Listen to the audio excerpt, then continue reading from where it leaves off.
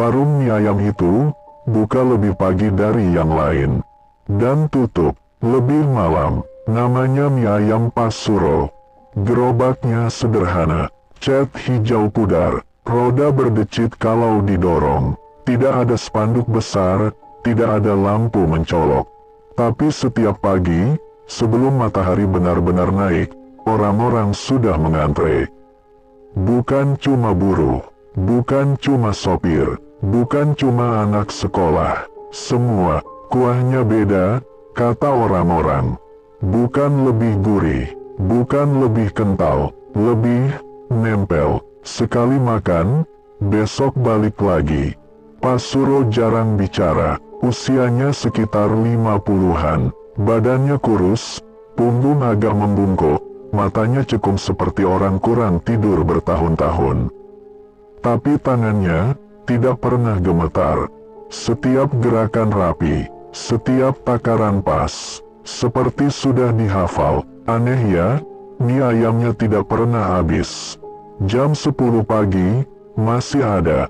Jam 2 siang, masih ada. Jam 8 malam, masih ada. Padahal panci kuahnya, itu-itu saja, tidak pernah diganti, tidak pernah terlihat ditambah. Suatu sore, Rian, anak kos yang sering makan di situ, bercanda. "Pak, ini kuahnya direbus dari kemarin." "Iya." Pak Suro berhenti mengaduk, menoleh, lalu tersenyum tipis. "Kalau habis, nanti ada yang marah." Rian tertawa, mengira itu bercanda. Pak Suro tidak. Warung itu mulai ramai justru saat maghrib lewat. Lampu bohlam kuning menyala redup. Bayangan orang memanjang di aspal. Suara sendok beradu mangkuk bercampur azan Isya dari jauh. Dan sejak itulah, orang-orang mulai merasa tidak sendirian. Seorang pelanggan bersumpah mendengar sendok tambahan. Padahal ia makan sendiri. Seorang ibu merasa ada yang duduk di bangku kosong di sebelahnya. Kursinya sedikit bergeser, tapi saat ditoleh, tidak ada siapa-siapa. Pak Suro tetap melayani, tenang, tidak menegur. Suatu malam, hujan turun pelan. Warung hampir tutup. Rian masih duduk, menghabiskan suapan terakhir. "Pak," katanya pelan, "kalau rame terus gini, kenapa nggak buka cabang?" Pak Suro mengelap mangkuk, gerakannya berhenti. "Tidak bisa," jawabnya. "Kenapa?" Pak Suro menatap panci kuah. "Yang ini, tidak boleh jauh dari dapur." Rian memperhatikan panci itu. Kuahnya berputar pelan, padahal api sudah dimatikan. Dari bawah gerobak, terdengar suara halus, seperti sesuatu yang menggaruk kayu. Pak Suro menendang perlahan bagian bawah gerobak. Suara itu berhenti. Ia menatap Rian lama. "Kalau sudah lewat jam 9, katanya pelan. "Jangan nambah." Jam di ponsel Rian berbunyi. Pukul 21:01. Sendoknya berhenti di udara, karena di dalam mangkuknya, mie ayamnya bertambah sendiri. Pak Suro menutup gerobak, lampu dimatikan. "Besok saja," katanya singkat. Rian berdiri dengan kaki gemetar. Saat ia melangkah pergi, ia mendengar suara dari arah gerobak.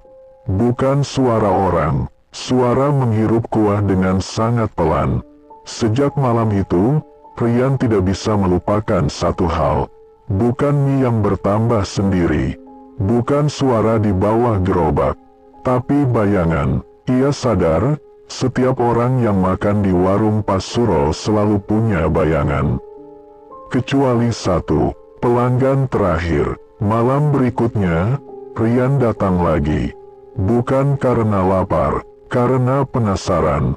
Jam menunjukkan pukul 20.45. Warung masih buka, tapi suasananya berbeda. Lebih sepi, lebih dingin. Lampu bohlam bergoyang pelan, meski tidak ada angin. Pak Suro melayani seperti biasa. "Biasa?" tanyanya. Rian mengangguk. Ia duduk, sengaja menghadap ke jalan, memperhatikan orang-orang yang datang. Ada bapak-bapak, ada ojol, ada 2 mahasiswa, semua normal, sampai jam menunjukkan pukul 20.59. Seseorang datang, bukan berjalan, tapi seperti muncul. Tiba-tiba sudah berdiri di depan gerobak. Tubuhnya tinggi, kurus, pakai jaket hitam.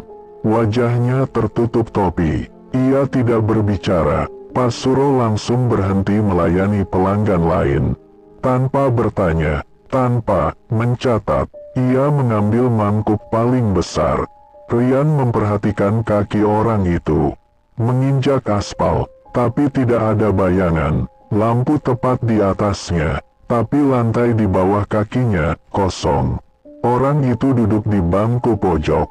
Bangku yang biasanya kosong. Bangku yang tidak pernah dipakai orang lama. Saat ia duduk, bangku itu berbunyi pelan. Bukan kayu, seperti tulang ditekan. Pak Suro mengantar mangkuknya sendiri. Tidak pakai nampan, tangannya sedikit gemetar. Masih sama, katanya pelan. Orang itu mengangguk, tidak membuka topi. Ia mulai makan, tanpa suara sendok, tanpa mengunyah. Kuah di mangkuknya berkurang, tapi minyak tidak. Rian menelan ludah. Ia menunduk, berpura-pura makan. Tapi dari sudut matanya, ia melihat sesuatu yang membuat dadanya sesak. Setiap kali orang itu menyeruput kuah, panci besar Pak Suro bergetar pelan. Jam di ponsel Rian berbunyi. Pukul 21:05. Semua pelanggan lain sudah pergi. Tinggal Rian, Pak Suro, dan orang tanpa bayangan itu. Orang itu berhenti makan, mangkuknya kosong, benar-benar kosong, tidak ada sisa. Ia berdiri. Saat berdiri, Rian melihat jelas. Di bawah jaketnya, perutnya tidak rata. Seperti ada sesuatu yang bergerak dari dalam. Orang itu meletakkan uang di meja. Bukan uang kertas. Bukan koin, tapi lipatan kain kecil, terikat benang putih. Pak Suro mengambilnya dengan 2 tangan. Menunduk. Besok, kata orang itu akhirnya. Suaranya bukan serak, bukan berat, tapi berlapis. Seperti beberapa orang bicara bersamaan. Besok, apa, Pak? Tanya Rian tanpa sadar. Orang itu menoleh. Untuk pertama kalinya, Rian melihat wajahnya. Matanya hitam penuh. Tidak ada putih. Ia tersenyum. Besok, ada yang nambah. Orang itu melangkah pergi. Saat melewati lampu jalan, sesaat, bayangannya muncul. Bukan satu, tapi banyak. Bertumpuk. Pak Suro langsung menutup gerobak.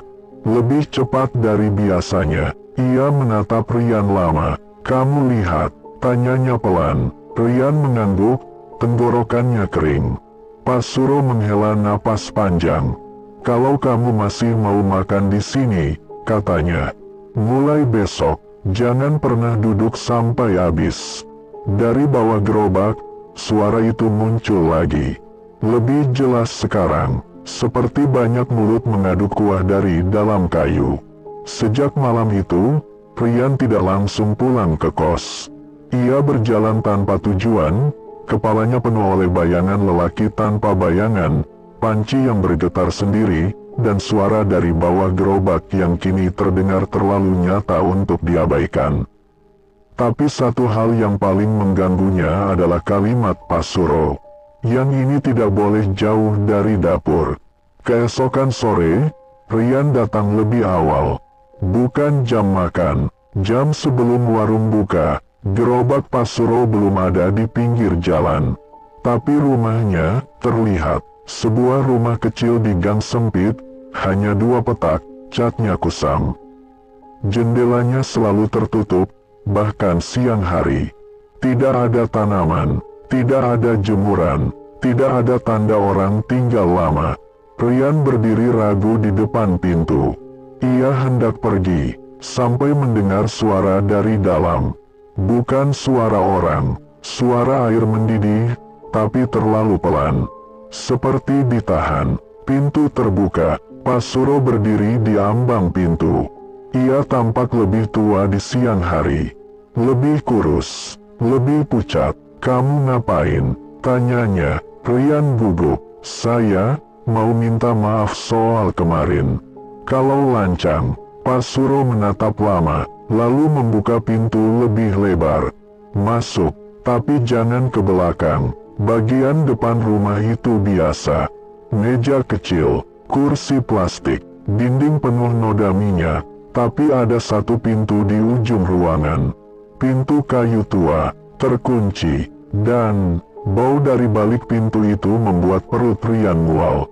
Bukan bau busuk, bau mie rebus bercampur besi." Pak Suro duduk, menuangkan teh.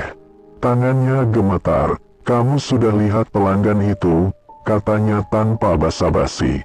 Rian mengangguk. Pak Suro menarik napas panjang. "Berarti kamu sudah masuk hitungan." Rian ingin bertanya, tapi suaranya tertahan. Pak Suro melanjutkan, "Dulu saya cuma tukang mie ayam biasa.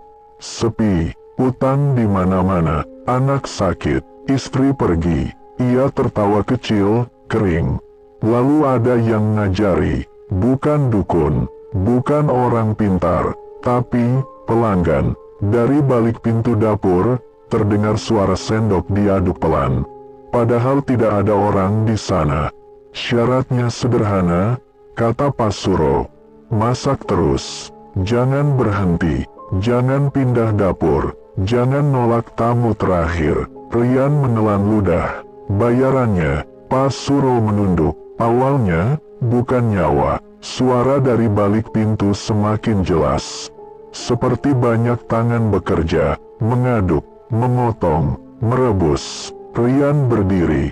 Ia tidak tahan lagi. "Pak, itu apa?" Pak Suro langsung menoleh tajam. "Jangan buka pintu itu." "Kenapa?" Karena rasa takutnya kalah oleh rasa ingin tahu, Rian melangkah.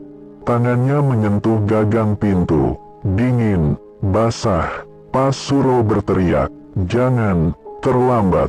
Pintu terbuka sedikit, cukup untuk satu mata mengintip. Dan Rian melihat dapur yang lebih besar di dalam daripada rumahnya sendiri.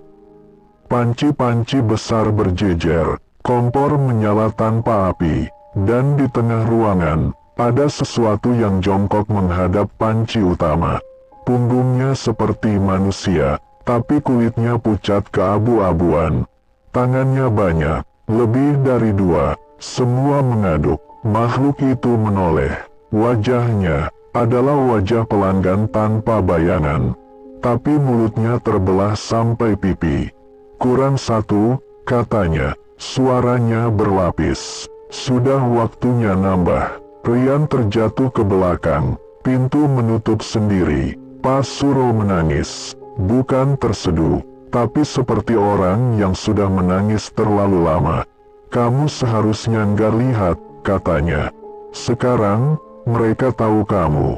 Rian gemetar. "Apa yang mereka minta?" Pak Suro mengangkat kepala. Matanya merah. Bukan orang asing lagi. Dari balik pintu dapur, terdengar suara kuah mendidih lebih keras. Dan di antara suara itu, sebuah bisikan jelas. "Besok, bukan cuma pelanggan." Sejak membuka pintu dapur itu, Rian merasa tubuhnya tidak sepenuhnya miliknya lagi. Langkahnya terasa lebih berat, tidurnya dangkal, dan setiap kali mencium bau mie ayam, perutnya mual. Malam itu, Pak Suro tetap berjualan. Seolah tidak terjadi apa-apa, gerobak didorong ke tempat biasa. Panci diletakkan seperti biasa, lampu bohlam dinyalakan. Tapi ada satu perubahan kecil. Di papan kecil yang biasanya kosong, tertulis kapur putih. "Mie ayam gratis, jam terakhir." Tidak ada yang bertanya, tidak ada yang heran. Seolah tulisan itu memang sudah ada sejak dulu. Rian datang, tapi tidak duduk. Ia berdiri agak jauh, memperhatikan. Jam menunjukkan pukul 20.30. Pelanggan mulai ramai, dan anehnya, Mereka yang datang di jam terakhir selalu sendirian. Seorang bapak tua makan pelan. Seorang remaja laki-laki dengan jaket sekolah makan tanpa membuka ponsel. Seorang perempuan dengan tas besar duduk membelakangi jalan. Tidak ada yang mengobrol, tidak ada yang tertawa. Pak Suro melayani mereka tanpa mencatat uang. Setiap mangkuk disajikan dengan tatapan lama. Seperti menghafal wajah, Rian memperhatikan sesuatu yang membuat dadanya mengencang. Setiap pelanggan yang makan gratis, bayangannya makin lama makin tipis. Seperti dilap malam demi malam.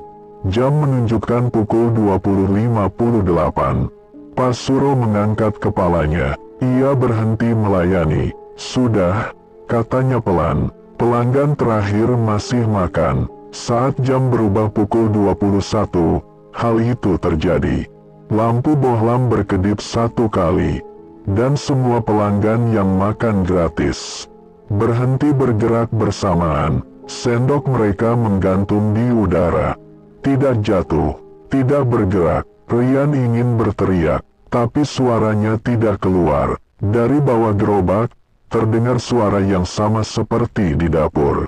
Bukan satu, banyak, seperti banyak mulut menyesap kuah melalui kayu dan besi. Satu persatu, pelanggan berdiri. Gerakannya kaku, mata mereka kosong. Tanpa bicara, mereka berjalan ke arah gang belakang, ke arah rumah Pak Suro. Tidak ada yang memaksa mereka, tidak ada yang menarik. Mereka berjalan seperti sudah tahu jalannya. Pak Suro menutup gerobak, tangannya gemetar hebat. Cukup untuk malam ini, katanya lirih. Rian menatapnya dengan mata basah. Mereka kemana, Pak? Pak Suro tidak langsung menjawab. Ia mengikat kain penutup panci. Pulang, katanya akhirnya, tapi suaranya pecah. Malam itu, berita kecil muncul di grup warga. Ada bapak tua belum pulang. Anak SMA belum sampai rumah. Ibu kos cari penghuni. Tidak ada yang mengaitkan. Tidak ada yang mencurigai. Rian berdiri lama di pinggir jalan. Ia melihat ke arah gang belakang. Gelap, tapi dari sana, tercium bau mie ayam yang sangat kuat. Ponselnya berbunyi. Pesan dari nomor tidak dikenal. 4 cukup, besok tambah. Rian gemetar. Ia menoleh ke arah Pak Suro. Orang itu duduk di kursi kecil, memeluk kepalanya. Dulu, katanya pelan tanpa ditanya. Yang hilang cuma 1 sebulan. Ia menatap Rian. Sekarang, mereka minta cepat. Dari dalam rumah, terdengar suara panci besar ditutup.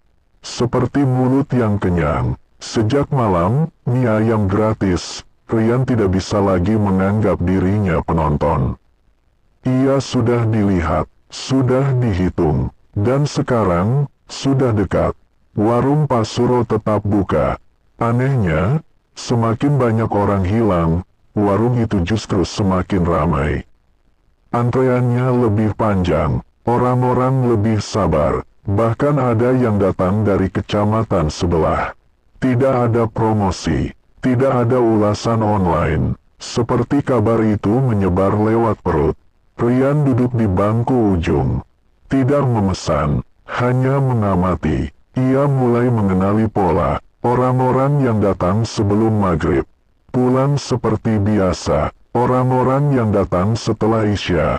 Lebih pendiam, lebih menunduk, dan selalu menghabiskan kuah sampai tetes terakhir. Seorang perempuan muda datang malam itu. Rian mengenalnya, Maya, teman satu kos. Rian, katanya sambil tersenyum. Kok di sini? Katanya mie ayam sini enak banget. Iya. Rian berdiri refleks. Jangan makan di sini, katanya cepat. Maya tertawa. Kenapa? Kamu aneh. Pak Suro menoleh. Tatapannya tajam, seperti peringatan. Maya duduk, memesan 1 porsi. Rian ingin menariknya pergi, tapi kakinya terasa berat. Seolah lantai menahannya. Maya mulai makan. Suapan pertama, ia berhenti. Kok, rasanya familiar ya? Katanya sambil tersenyum. Rian menelan ludah. Familiar gimana? Kayak masakan rumah. Tapi bukan rumahku. Saat Maya menyeruput kuah kedua, Rian melihat sesuatu yang membuat jantungnya hampir berhenti. Di permukaan kuah, ada bayangan wajah. Bukan wajah Maya, wajah orang-orang yang hilang. Sekilas, lalu hilang. Jam menunjukkan pukul 20.52. Pasuro mulai gelisah. Ia melirik jam berulang kali. Tangannya berkeringat. Maya, kata Rian pelan. Kita pulang sekarang, iya. Sebentar, jawab Maya. Sayang belum habis. Dari bawah gerobak, suara itu terdengar lagi. Lebih lapar, lebih dekat, seperti ada sesuatu yang menunggu suapan terakhir. Pasuro akhirnya bicara. Mbak, katanya lembut tapi tegas. Kalau tidak habis, lebih baik berhenti. Maya menoleh, heran. Kenapa? Pasuro tidak menjawab. Jam berubah. Pukul 21, lampu berkedip. Sekali, Rian langsung berdiri dan merebut mangkuk Maya. Ia menjatuhkannya ke tanah. Kuah tumpah. Bau menyengat naik seketika. Bukan bau mie. Bau darah hangat bercampur kaldu. Suara jeritan muncul. Bukan dari Maya. Dari bawah gerobak. Jeritan banyak orang. Pendek. Diputus paksa. Maya menjerit dan mundur. Apa-apaan ini? Pasuro terduduk. Tangannya gemetar hebat. Kurang satu, katanya pelan, ketakutan. Tanah di bawah gerobak retak tipis. Seperti ada sesuatu yang mendorong dari bawah. Rian menarik Maya lari. Tidak menoleh. Tidak berhenti. Malam itu, warung tidak buka keesokan harinya. Tapi rumah Pasuro, lampunya tetap menyala. Dan dari dalamnya, tetangga mendengar suara memasak. Tanpa henti, Maya tidak ingat apa-apa. Hanya satu hal. Sejak malam itu, ia tidak bisa makan mie lagi. Setiap kali mencium baunya, ia merasa seperti sedang dimakan balik. Rian tahu sekarang, pesugihan itu bukan hanya soal korban, tapi soal siapa yang berani menghentikan suapan terakhir. Dan malam berikutnya, gantian Rian yang dipanggil. Warung tidak buka 3 hari.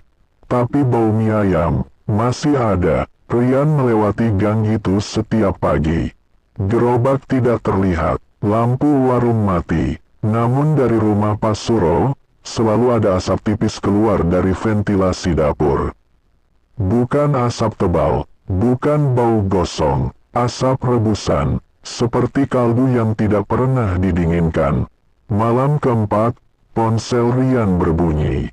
Nomor tak dikenal, tidak ada foto profil. Hanya satu pesan, kamu belum selesai makan. Rian tidak membalas. Ia mematikan ponsel. Namun jam 2 dini hari, ia terbangun karena mimpi yang sama berulang. Ia duduk di bangku warung. Di depannya semangkuk mie ayam. Kuahnya tidak panas, tidak dingin, pas. Dan dari bawah meja, ada tangan-tangan kurus yang menahan kakinya agar tidak berdiri.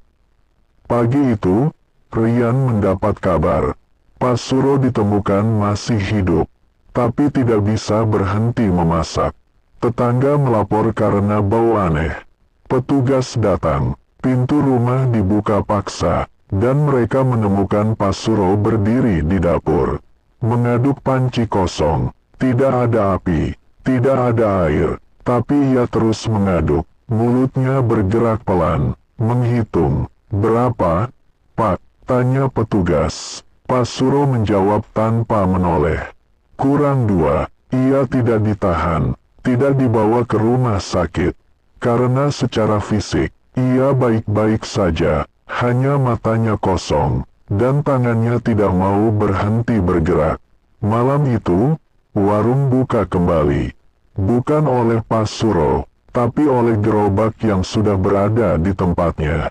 Sendiri, lampu bohlam menyala, panci sudah terisi, air kuah berputar pelan, tidak ada penjual, tapi orang-orang tetap datang. Rian berdiri di seberang jalan.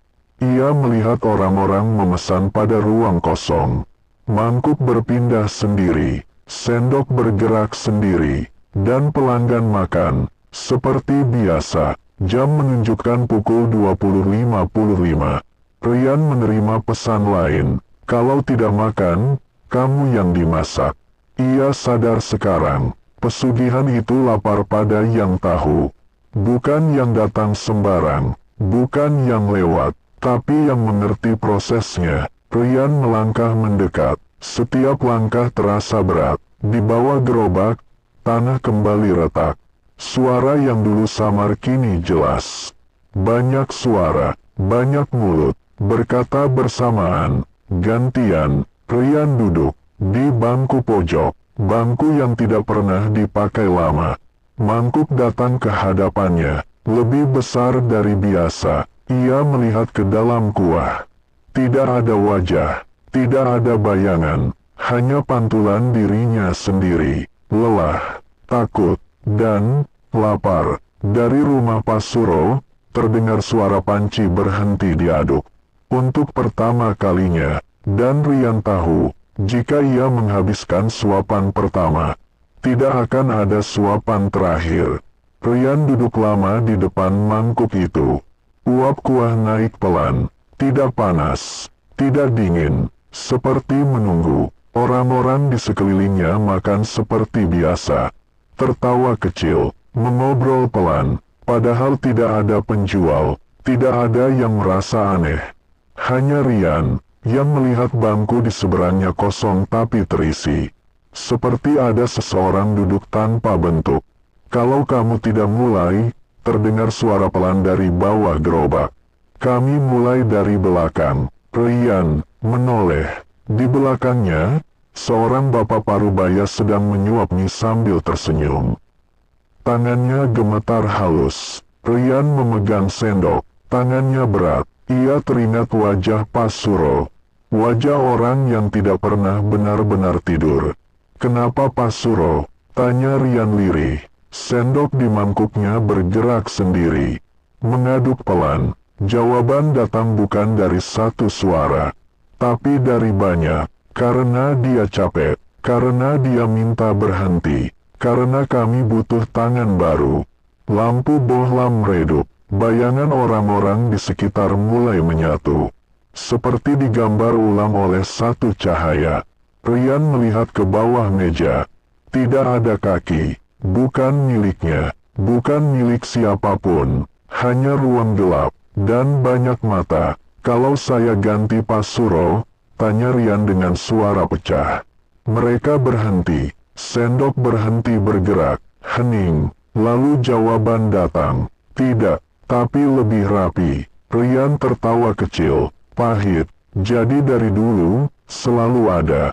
Selalu, warung berganti. Nama berganti, tangan tidak boleh kosong. Rian mengerti sekarang, pesugihan itu bukan kontrak satu orang. Itu rantai, dan Pak Suro hanya mata rantai yang aus. Dari kejauhan, Rian melihat Pak Suro berdiri di ujung gang. Kurus, kosong, tangannya masih bergerak seperti mengaduk. Meski tidak ada apa-apa di tangannya. Apa syaratnya? Tanya Rian. Suara-suara itu tertawa pelan, bukan senang, lega, masak, layani, jangan tinggalkan dapur, dan jangan biarkan panci kosong. Kalau saya menolak, lampu bohlam mati. Dalam gelap, Rian mendengar kursi-kursi ditarik serempak.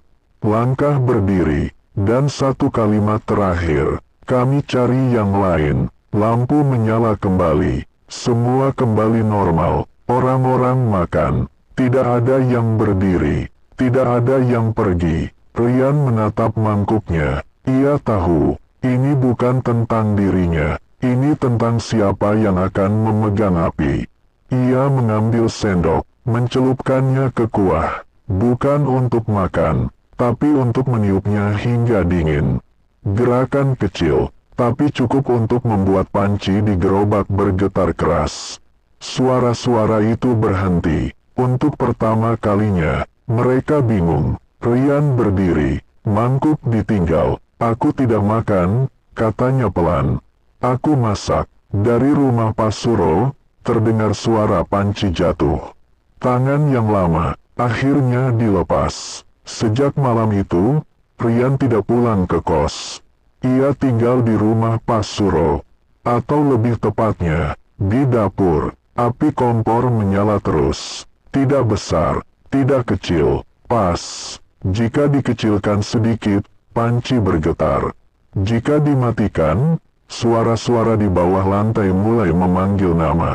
Bukan berteriak, membujuk. Rian belajar cepat. Tidak ada buku, tidak ada resep, tapi tangannya tahu harus berbuat apa.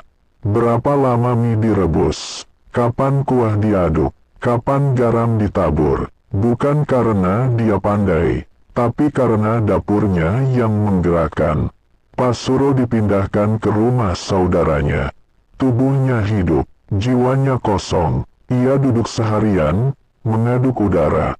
Dan setiap kali jam mendekati malam, ia menangis tanpa suara. Warung buka lagi, namanya berubah. Bukan mie ayam Pak Suro. Sekarang tertulis, mie ayam malam, tanpa nama. Pelanggan datang, lebih tertib, lebih cepat makan. Tidak ada lagi mie gratis. Tidak ada lagi yang hilang secara massal. Tapi, setiap malam, satu orang tidak kembali tepat waktu. Terlambat, linglung, dan selalu berkata hal yang sama. Aneh ya, rasanya kurang. Rian mulai paham, pesugihan itu menyesuaikan. Tidak rakus, tapi konsisten. Setiap selesai berjualan, Rian harus kembali ke dapur. Tidak boleh langsung tidur. Ia harus duduk di depan panci utama. Menunggu. Kadang tidak terjadi apa-apa. Kadang, dari permukaan kuah, muncul gelembung kecil. Dan di dalam gelembung itu, Rian melihat kilasan. Orang makan sendirian. Orang bekerja terlalu lama. Orang yang tidak dicari siapa-siapa. Ini tidak adil, kata Rian suatu malam. Kuah beriak pelan. Jawaban muncul, bukan dari suara, tapi dari rasa lelah yang tiba-tiba menghantam dadanya. Ia mengerti, pesugihan itu tidak menciptakan korban. Ia memilih yang sudah retak. Suatu malam, Maya datang lagi. Ia berdiri lama di depan warung. Tidak duduk, tidak memesan. "Kamu kelihatan capek," katanya. Rian tersenyum. "Ini kerja malam." Maya mengangguk. "Jangan kebiasaan," katanya pelan. "Nanti kamu lupa rasanya pulang." Malam itu, setelah tutup, Rian lupa meniup api. Api tidak padam, tapi berubah warna, sedikit lebih gelap. Dari bawah lantai, suara-suara kembali muncul. Bukan lapar, tertarik. Dia bisa lebih lama. Dia cocok. Rian menutup mata. Untuk pertama kalinya sejak semua ini dimulai, ia merasa dibutuhkan. Dan itu yang paling berbahaya. Rian tidak pernah menaikkan harga. Tapi setiap malam, uang di kaleng selalu lebih banyak dari seharusnya. Ada yang membayar 2 kali. Ada yang meninggalkan uang tanpa memesan. Ada yang kembali hanya untuk nambah kuah, lalu pergi meninggalkan lembaran besar. Rian tidak menghitung. Ia takut kalau dihitung, angka itu akan menjawab balik. Warung makin dikenal, bukan lewat iklan, tapi lewat kalimat sederhana. Kalau lagi kosong banget, makan di situ. Orang-orang datang bukan karena lapar, tapi karena capek hidup. Dan mie ayam itu tidak membuat kenyang. Ia membuat orang diam. Rian mulai bisa tidur. Sebentar, 2 jam, 3 jam. Tapi setiap kali terbangun, ia selalu berada di dapur. Tidak ingat berjalan ke sana. Tidak ingat duduk. Hanya ingat, api masih menyala. Suatu malam, hujan deras. Pelanggan sepi, jam mendekati tutup. Rian berharap malam itu berlalu tanpa pilihan. Namun suara dari bawah lantai berbisik. Sepi bukan berarti bebas. Seorang pria datang, basah kuyup, bajunya rapi tapi lusuh. Ia duduk tanpa bicara. Rian menyajikan satu mangkuk. Pria itu makan cepat, seperti takut diambil. Enak, tanya Rian, sopan. Pria itu berhenti, menatap Rian lama. Ini, kayak makan terakhir sebelum mutusin sesuatu, katanya jujur. Sendoknya gemetar. Rian ingin berkata, jangan habiskan. Tapi kata itu tertahan di tenggorokan. Karena di belakang pria itu, bayangan tidak menempel ke lantai. Jam menunjukkan pukul 20.59. Rian menggeser panci. Api sedikit dikecilkan, bukan dimatikan. Pria itu menghabiskan mie, tapi menyisakan kuah. Sedikit, 1 sendok. Lampu tidak berkedip, tidak ada suara jeritan, tidak ada retakan. Pria itu berdiri, mengangguk kecil. Terima kasih, katanya. Kayaknya, saya pulang. Ia pergi, langkahnya ringan, bayangannya kembali. Malam itu, uang dikaleng 2 kali lipat. Dan dari bawah lantai, suara-suara itu. Tidak marah, tidak lapar, mereka tertarik. Dia belajar, dia menahan, dia menawar. Rian duduk di depan panci. Tangannya gemetar, bukan takut, tapi sadar. Pesugihan ini bisa dinegosiasikan. Dan itu, lebih berbahaya daripada paksaan. Pagi harinya, Pak Suro datang. Untuk pertama kalinya, ia tampak sedikit sadar. Ia menatap Rian lama. Kamu jangan terlalu pintar, katanya pelan. Nanti kamu lupa kenapa mau berhenti. Rian tidak menjawab, karena malam berikutnya, yang datang bukan orang lelah, tapi orang yang ingin kaya cepat. Dan pesugihan, sangat suka yang seperti itu. Perubahan itu tidak terjadi tiba-tiba. Ia datang lewat kalimat kecil. Mas, katanya di sini, bisa bikin lancar. Mas, saya nggak lapar. Cuma mau duduk sebentar. Mas, minyak nggak usah banyak. Kuahnya aja. Rian mengenali tatapan itu. Tatapan orang yang tidak datang untuk makan, tapi untuk berharap. Mereka datang rapi, bersih, banyak yang wangi parfum. Bukan orang capek, bukan orang kosong. Mereka, orang yang ingin lebih. Seorang pria berkemeja datang paling awal. Jam 19.30. Masih terang. Ia duduk tegak, tidak menyentuh ponsel. Rian menyajikan mie seperti biasa. Pria itu tidak makan, hanya menatap mangkuk. Kalau saya habiskan, katanya pelan. Usaha saya naik. Sendok di tangan Rian terasa berat. Api kompor bergetar. Kuah beriak kecil. Ini warung makan, jawab Rian. Bukan tempat minta. Pria itu tersenyum. Pak Suro dulu juga bilang begitu. Udara jadi dingin. Dari bawah lantai, suara-suara tidak langsung menjawab. Mereka menunggu. Rian mencondongkan tubuh. Kalau mau makan, makan. Kalau tidak, silakan pergi. Pria itu menghela napas. Ia mengambil sendok, menyuap sedikit, lalu berhenti. Segini cukup, tanyanya. Lampu tidak berkedip, tapi uang di meja bertambah sendiri, lembar demi lembar. Pria itu berdiri. Terima kasih, katanya. Kalau berhasil, saya balik. Malam itu, 2 orang lain datang. Satu minta naik jabatan, satu minta proyek cair. Mereka tidak makan sampai habis. Mereka mencicipi, dan pesugihan menyukai itu. Karena sekarang, yang datang sadar menawar. Rian mulai merasakan tekanan baru. Bukan lapar, bukan suara, tapi permintaan. Seperti tangan-tangan tak terlihat yang mendorong punggungnya agar mengangguk. Pak Suro datang lagi malam itu. Ia berdiri di pojok, wajahnya pucat. "Kamu salah langkah," katanya pelan. "Kenapa? Dulu, mereka makan karena kosong. Sekarang mereka datang karena serakah." Seolah menjawab, dari bawah lantai terdengar suara baru. Lebih tajam, lebih fokus. "Yang minta, bayar lebih."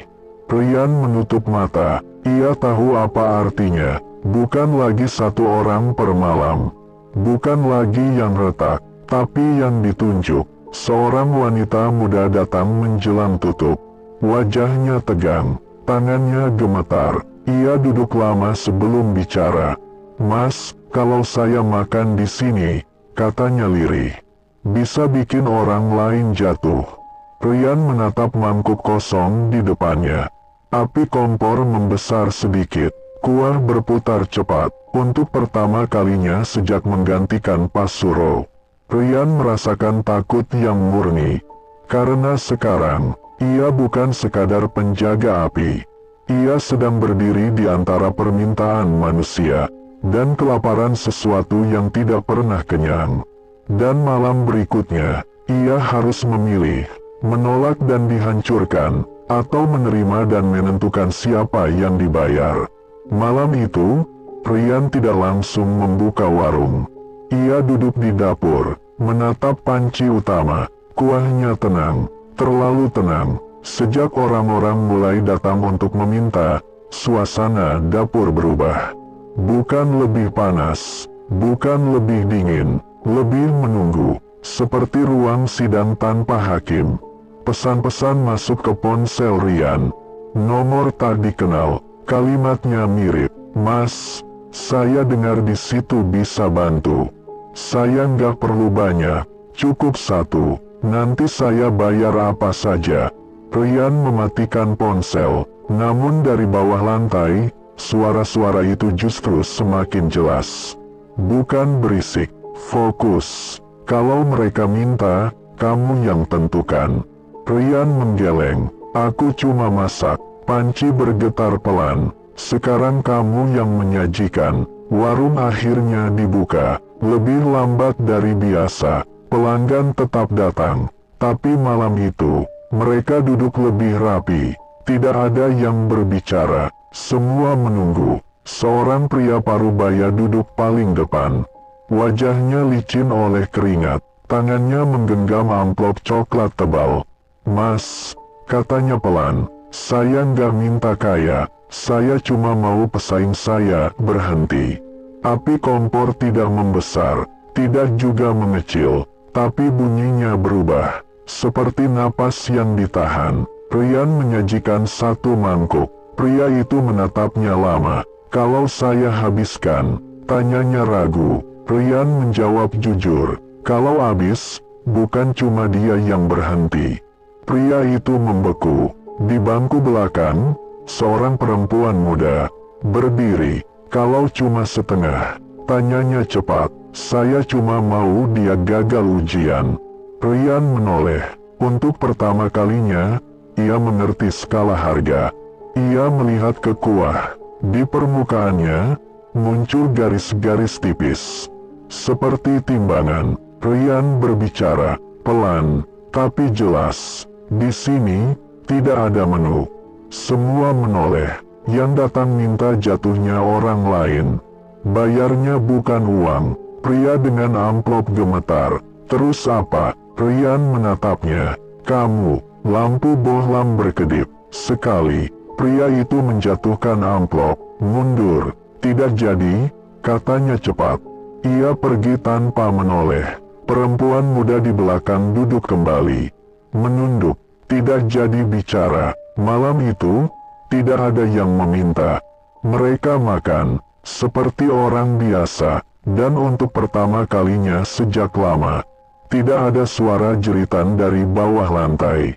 Setelah tutup, Pak Suro datang. Ia duduk di bangku kosong, menatap Rian lama. "Kamu sudah sampai tahap itu," katanya lirih. "Dulu aku gagal di sini." Rian menatap api. "Aku juga bisa gagal." Pak Suro mengangguk. "Tapi sekarang, mereka dengar kamu."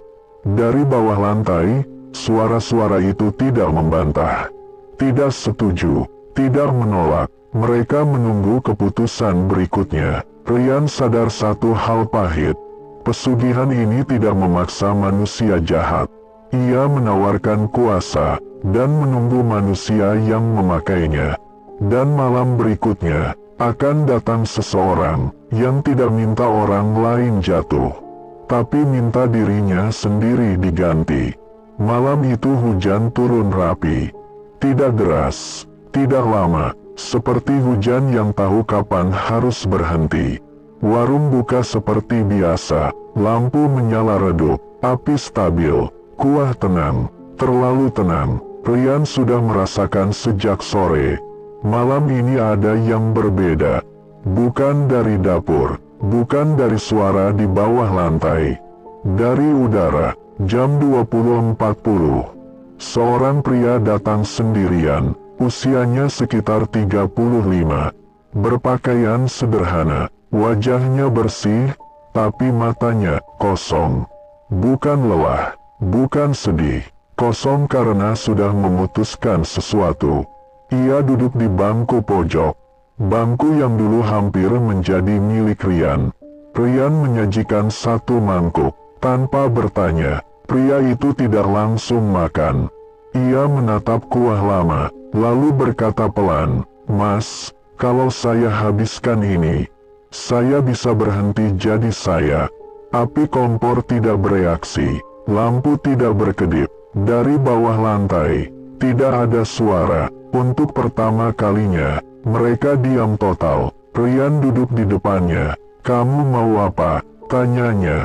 Pria itu tersenyum kecil. "Saya capek mikir, capek milih, capek gagal." Ia mengangkat bahu. "Kalau hidup saya dipakai buat ganti orang lain, nggak apa-apa." Ryan merasakan sesuatu yang dingin di dadanya. Ini bukan permintaan serakah, bukan ingin menjatuhkan. Ini menyerahkan diri. "Kalau kamu makan sampai habis," kata Ryan jujur, "kamu tidak akan pulang."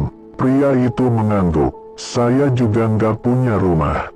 Ryan menatap panci. Kuahnya beriak pelan. Bukan lapar, bukan marah. Seperti menimbang. "Kalau setengah?" tanya pria itu. "Kalau setengah?" jawab Ryan. "Kamu tetap hidup, tapi tidak sepenuhnya." Pria itu tersenyum pahit. Kayaknya itu sudah kejadian dari dulu. Ia mengambil sendok, makan pelan. Satu suapan, dua, tiga. Ryan memperhatikan. Tidak ada wajah di kuah. Tidak ada bayangan aneh. Yang ada hanya rasa tenang. Jam menunjukkan pukul 20.58. Pria itu berhenti. Mangkuknya masih setengah. Ia mendorong mangkuk ke depan. "Mas," katanya pelan, "tolong, jangan biarkan saya balik ke hidup yang sama." Untuk pertama kalinya sejak menjaga dapur itu, Ryan menangis. Bukan karena takut, karena ia mengerti. Pesugihan ini bukan cuma memakan orang. Ia memakan keputusan yang tidak diambil. Ryan mengangkat mangkuk, tidak ke panci, tapi ke bak cucian. Ia membuang kuahnya. Suara dari bawah lantai muncul. Bukan marah, terkejut. Itu belum selesai. Ryan menjawab tegas. Dia sudah memilih hidup. Lampu tidak mati, api tidak padam, tapi dari bawah lantai terdengar satu suara panjang. Seperti napas dilepaskan, pria itu berdiri. Untuk pertama kalinya, matanya punya isi. "Terima kasih," katanya. "Saya mau coba pulang." Ia pergi. Langkahnya ragu, tapi nyata. Bayangannya utuh. Malam itu, warung tidak menghasilkan uang lebih. Tapi untuk pertama kalinya, Ryan tidur tanpa mimpi. Namun ia tahu satu hal. Dengan menolak satu permintaan yang paling mudah, ia telah menantang sesuatu yang sangat sabar. Dan kesabaran selalu menagih. Setelah malam itu, warung tetap buka. Api tetap menyala. Kuah tetap ada. Dan orang-orang tetap datang. Tapi ada yang berubah, bukan di warung, di orang-orangnya. Rian mulai mendengar keluhan aneh.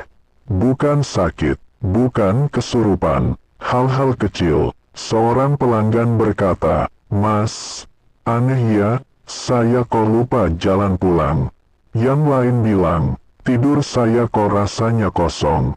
Bangun kayak nggak istirahat." Ada juga yang tertawa, "Lucu ya, saya lupa nama guru SD saya."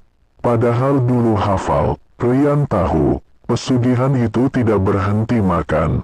Ia hanya mengganti menu. Dari bawah lantai, suara-suara tidak lagi meminta orang.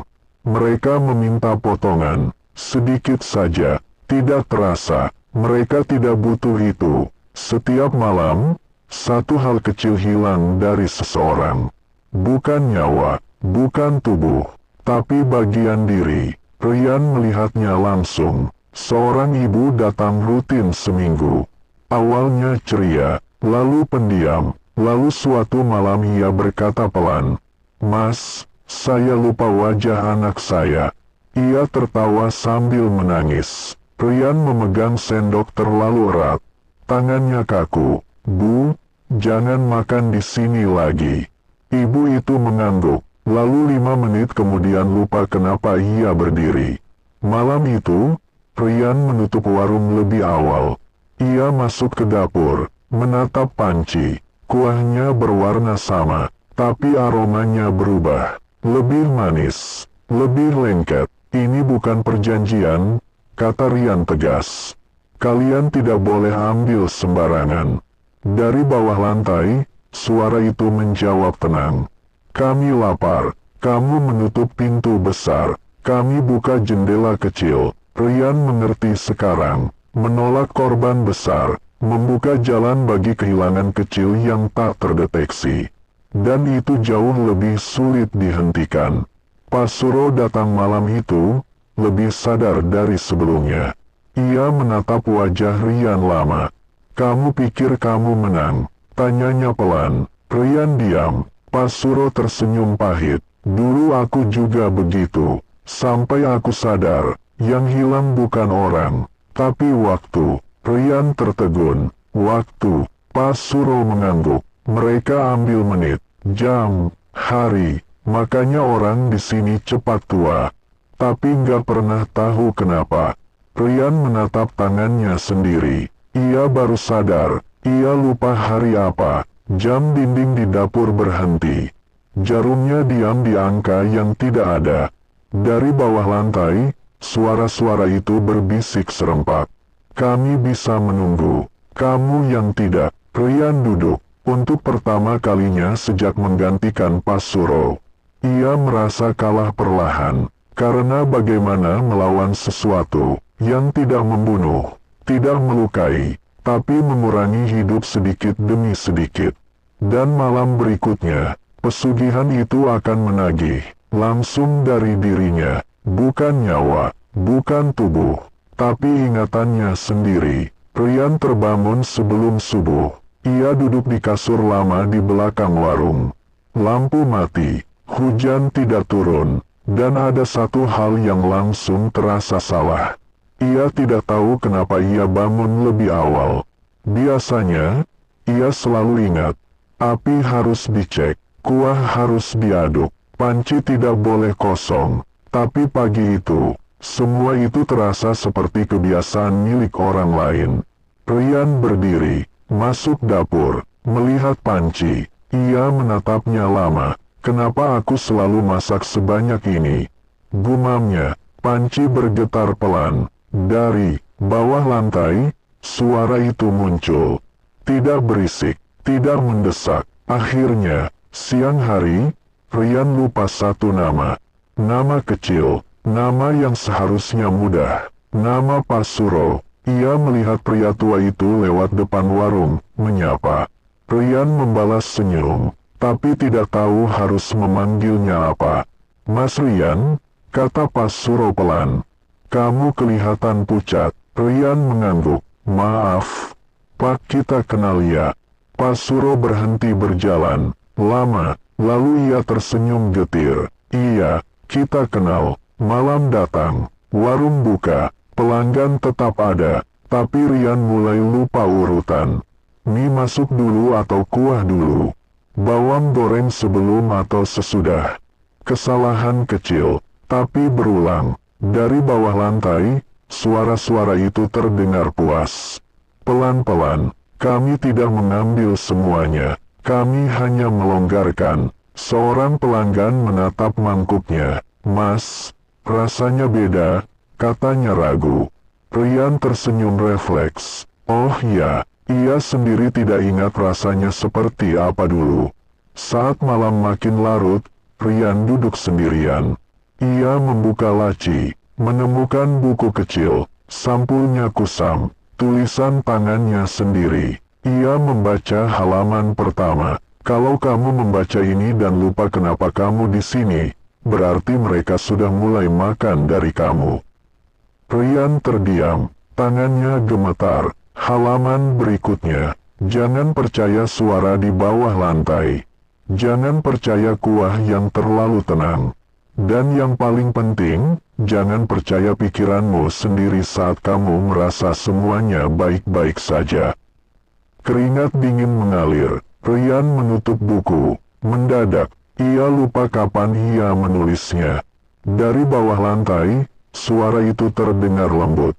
Hampir seperti menenangkan. Capek ya, kamu bisa berhenti. Kami bisa lanjutkan tanpa kamu. Rian menatap api kompor. Untuk sesaat, ia ingin setuju. Bukan karena takut, tapi karena lelah mengingat hal-hal yang terus diambil. Namun satu hal masih tertinggal.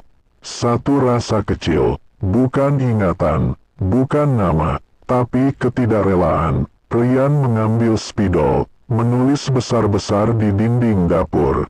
Jangan biarkan pancinya kosong. Ia tidak tahu kenapa itu penting. Tapi tubuhnya tahu. Malam itu, saat menutup warung, Rian menulis satu kalimat terakhir di buku kecil. Kalau besok aku lupa segalanya, tolong, api jangan padam.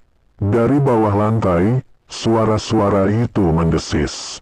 Bukan marah, terganggu, karena mereka sadar, walau ingatan bisa dimakan, kebiasaan yang dilawan rasa bersalah lebih sulit dihapus. Dan besok malam, pesugihan itu tidak akan menunggu. Ia akan memaksa pilihan terakhir. Rian terbangun oleh bau gosong. Bukan asap tebal, bukan api besar, bau tipis. Seperti sesuatu yang sengaja dibiarkan habis. Kompor masih menyala, api kecil, nyaris mati, panci utama kosong, dan di lantai dapur, air kuah menetes perlahan dari celah papan. Seperti ada yang meminum dari bawah. Rian berdiri terpaku. Tulisan di dinding masih ada.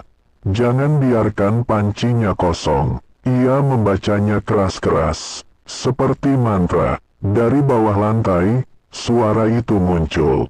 Tidak banyak, tidak ramai. Satu suara saja. Sudah cukup. Rian gemetar. Cukup apa? Penjagaan. Kesakitan kecil. Penolakan yang menyusahkan. Rian menatap kompor. Ia sadar sesuatu yang mengerikan. Ia tidak ingat wajah ibunya. Tidak ingat suara ayahnya. Tidak ingat kenapa ia dulu datang ke warung ini. Tapi ia ingat satu hal. Api. Warung malam itu ramai tanpa suara. Pelanggan datang satu persatu. Duduk. Tidak memesan. Hanya menatap dapur. Wajah mereka kosong. Tapi tidak asing. Pak Suro muncul paling akhir. Langkahnya berat. Ia menatap panci kosong. Menatap Rian. Jadi, sampai sini, katanya pelan. Rian mengangguk. Aku lupa hampir semuanya. Pak Suro tersenyum sedih. Itu tandanya, mereka lapar penuh. Jam dinding berdetak kembali. Bukan jam biasa. Jam yang mengejar. Dari bawah lantai, suara itu meninggi. Padamkan api, biarkan kami ambil alih. Kamu akan istirahat. Rian memegang knop kompor. Tangannya gemetar. Kalau api padam, Pesugihan ini bebas. Tidak ada lagi saringan. Tidak ada lagi harga. Tidak ada lagi pilihan. Ryan menoleh ke pelanggan. Salah satu dari mereka berkedip. Untuk sesaat, Ryan melihat dirinya sendiri di mata mereka. Kosong, tenang, selesai. Ia melepaskan kenop. Api tidak langsung mati. Ia justru membesar, seolah melawan perintah. Ryan tersenyum kecil. Oh, gumamnya, jadi kamu juga takut. Untuk pertama kalinya, suara dari bawah lantai diam. Bukan menunggu, takut. Ryan mengambil panci cadangan, mengisi air, bukan kuah, air biasa. Ia menaruhnya di atas api. Pas Suro membelalak. Kamu tahu apa artinya itu? Ryan mengangguk pelan. Bukan memberi makan, bukan mematikan, mengganti aturan. Air mendidih, bukan karena panas, tapi karena sesuatu di bawah lantai mundur. Ryan berbicara ke lantai. Tidak ada lagi pesanan, tidak ada lagi permintaan. Yang datang ke sini hanya boleh makan untuk hidup. Suara itu menjerit. Bukan jeritan sakit, jeritan kehilangan hak. Lampu padam, warung gelap. Ketika lampu menyala kembali, pelanggan tidak ada, lantai kering, panci bersih, api masih menyala. Tenang, normal. Ryan duduk, napasnya berat. Ia lupa banyak hal, tapi ia tahu satu hal pasti. Pesugihan itu belum mati. Ia hanya dikurung dalam aturan baru. Pas Suro berdiri. Besok kamu mungkin lupa aku, katanya. Ryan tersenyum. Enggak apa-apa, selama api ingat caranya menyala. Malam itu, warung tutup lebih awal. Tidak ada mimpi, tidak ada suara, dan di bawah lantai, sesuatu menunggu waktu lain. Bukan untuk makan, tapi untuk belajar aturan baru manusia. Warung itu masih ada. Tidak berkembang, tidak viral, tidak pernah masuk ulasan makanan, tapi juga tidak pernah bangkrut. Papan namanya sudah pudar, tulisan, mie ayam, tinggal separuh. Lampunya diganti berkali-kali, selalu bohlam biasa. Tidak pernah terang, tidak pernah mati total. Orang-orang yang baru pindah ke daerah itu menganggapnya warung tua biasa. Rasanya enak, murah. Tidak aneh, dan memang, sudah tidak aneh lagi. Ryan masih menjaga, atau lebih tepatnya, selalu ada orang yang menjaga. Kadang Ryan ingat siapa dirinya, kadang tidak, kadang ia lupa wajah Pas Suro, kadang ia lupa namanya sendiri. Tapi setiap sore, tubuhnya selalu bergerak ke dapur, menyalakan api, mengisi panci, mengaduk perlahan. Aturan baru tetap berlaku. Tidak ada pesanan khusus. Tidak ada permintaan. Tidak ada, tolong. Kalau ada yang duduk dan berbisik ingin hidup orang lain jatuh, mie akan terasa hambar. Kalau ada yang datang dengan niat buruk, perutnya akan sakit sebelum habis satu mangkuk. Bukan kutukan, bukan hukuman, hanya penolakan alami. Orang-orang lama tahu satu hal. Jangan datang ke warung itu saat putus asa, karena warung itu tidak mengambil nyawa, tapi juga tidak memberi jalan pintas. Sesekali, ada pelanggan yang makan lama, menatap kuah, terdiam, lalu menangis pelan, bukan karena rasa, bukan karena hantu, tapi karena, untuk pertama kalinya mereka duduk tanpa ada yang diminta. Dan itu berat bagi sebagian orang. Tidak ada lagi suara dari bawah lantai. Bukan karena hilang, tapi karena tidak diberi ruang untuk bicara. Ia masih ada, tertahan, dibatasi, seperti nafsu manusia yang dipaksa menunggu. Bertahun-tahun kemudian, suatu malam, seorang anak kecil bertanya pada penjaga warung. Om, warung ini dari dulu ya? Penjaga itu, siapapun dia malam itu, tersenyum. Dari sebelum orang tahu apa yang mereka mau.